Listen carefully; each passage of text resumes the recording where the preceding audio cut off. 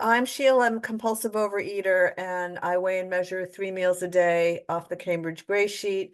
I write them down, I commit them to my sponsor, and I don't eat in between meals no matter what. And abstinence is the most important thing in my life without exception. I'm going to be, well, I think I can do it this way. I'm going to show you a bunch of pictures. Let me move you aside. There we go. Um, so let's see. This is Sheila around 1966.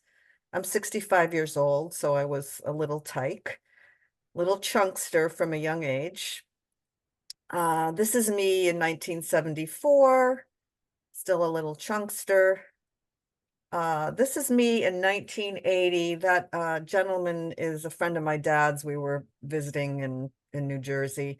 I had just come back from an overseas trip, and that skirt was a wraparound skirt, and I was kind of hiding my stomach and hiding some stains that were on it.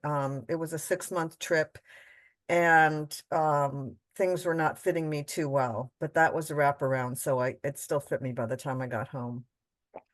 And then this is a little bit harder to see, but I just want to say that right after that last photograph, 1980, I got into Gray Sheet and got abstinent. I won't go into all the details, but I think it was September of 1981 that I got abstinent, and about 19 this picture was taken like in 1989. So, I sort of started looking normal after getting into Gray Sheet. I think I had about 5 years of abstinence. So I probably wasn't weighing and measuring without exception in this picture, but I like to say I was holding my own. Also, I was not even 30 years old yet. So, um, and then I started eating shortly after that. So between 1989, 1993, I started looking like this.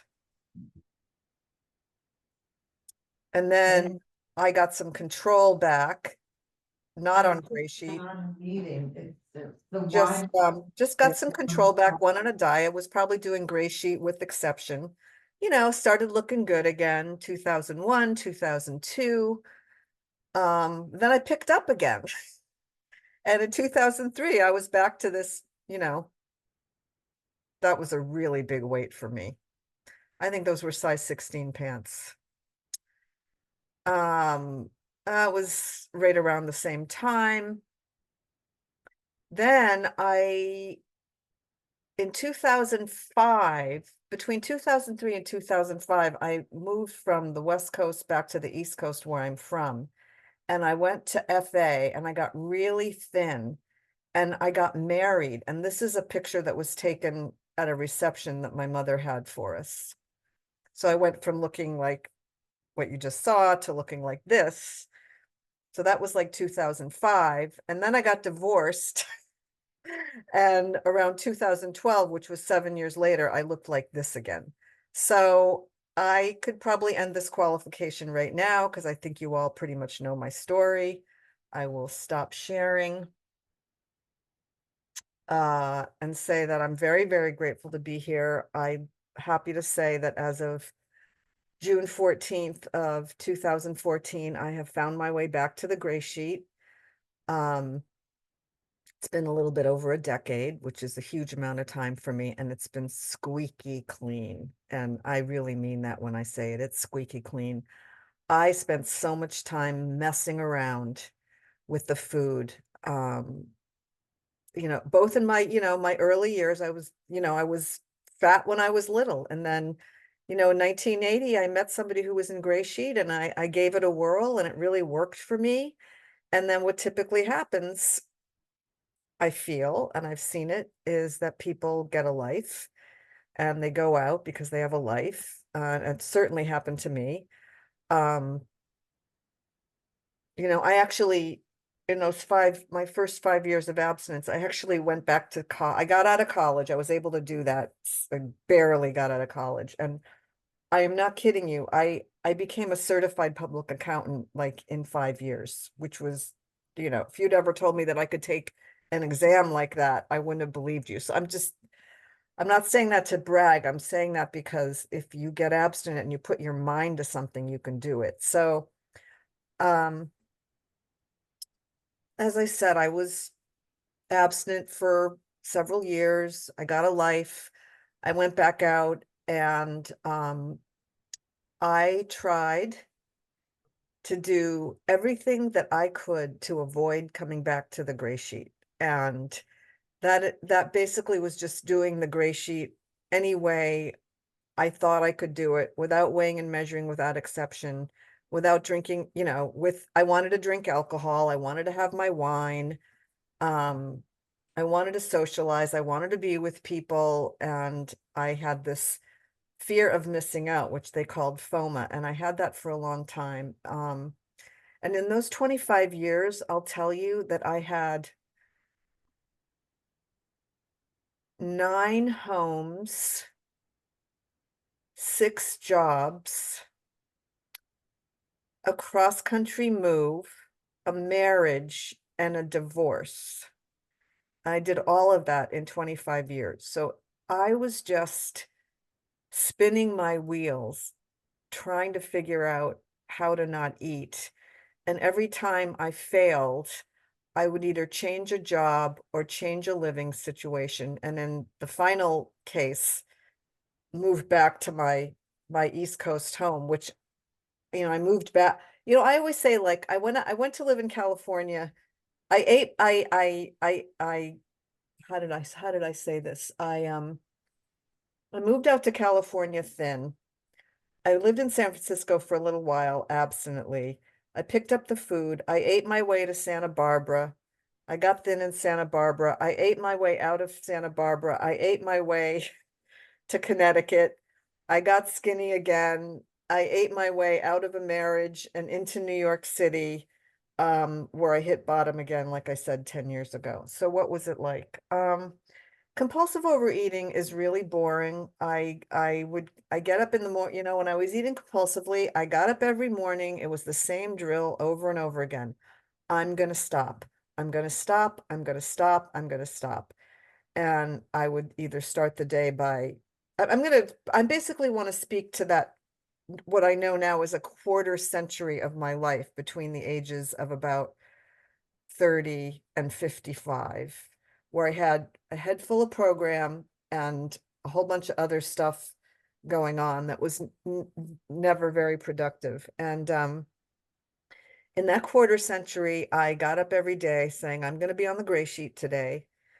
And I could start out, I can't even explain how it would get unraveled, but I would get some amount of control for a period of time. And I could get back to that size 8, size 10 from a size 16. And then I don't really know how I'd pick up the first compulsive bite. And like a year later, those pictures I showed you of all the different years and all the different weight, that went on during a quarter century. Those were just snapshots. There were several in between. And it was just this merry-go-round, and it was exhausting. It was expensive. It was expensive because I was always buying a new wardrobe. Um, and so I'd get up every day, say, I'm not going to eat, and then something would give, it might be that there was food in the kitchen at the office, and I'd say, well, I'm just going to take one. Or it might be that somebody invited me out to go out to dinner, and there'd be the thing in the center of the table, the carbohydrate that we don't eat. And I'd say, all right, I'll have just one. And that would just set me off for the night. When I moved to Santa Barbara for a job, I lived in a small wine country where they made these unbelievable wines, and alcohol just became a very, you know, um, just a very important part of my life. It was, how do I say this? It was kind of like the way people lived there. I mean, everybody drank. You went to these wineries, you supported the local wineries. When people came to town, you went to the wineries. I was single. I didn't live with anybody, and I would buy cases of wine. I'm not saying this because I'm an alcoholic, but I probably am an alcoholic. I'm just saying that I was attempting to do things that somebody with my disease shouldn't be doing. Like, they didn't work for me. And there's this expression, if the solution works, I must have the problem. And and in addition to being a compulsive overeater, thank you, I'm also an addict. And I love to like judge people who are overweight, who I think might have an eating problem or something like that, like even somebody I'm dating now. But not everybody that's a compulsive overeater is an addict. And I was definitely an addict. I smoked cigarettes, I chew my nails, I have gone through periods in my life where I pull hair out of my head, which develops a bald spot. There's actually a name for it. It's called till. I'm just a bundle of addictive, compulsive behavior. And my gray sheet abstinence has allowed me to calm down, um, to calm down and look deeper inside myself about what this is all about. And I could say, I've been in therapy, I've analyzed my family of origin.